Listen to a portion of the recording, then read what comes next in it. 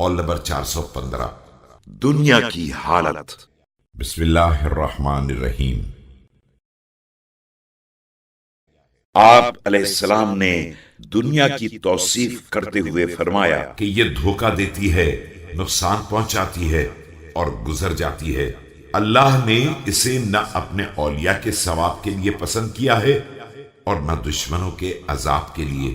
اہل دنیا ان سواروں کی مانند ہیں جنہوں نے جیسے ہی قیام کیا ہکانے والے نے للکار دیا کہ کوچ کا وقت آ گیا ہے، اور پھر روانہ ہو گئے۔ Amir al-Mu'mineen, peace be upon him, said about the world, it deceives, it harms and it passes away. Allah, the Sublime, did not approve it as a reward for his lovers nor as a punishment for his enemies. In fact, the people of this world are like those riders that as soon as they alighted the driver called out to them and they marched off.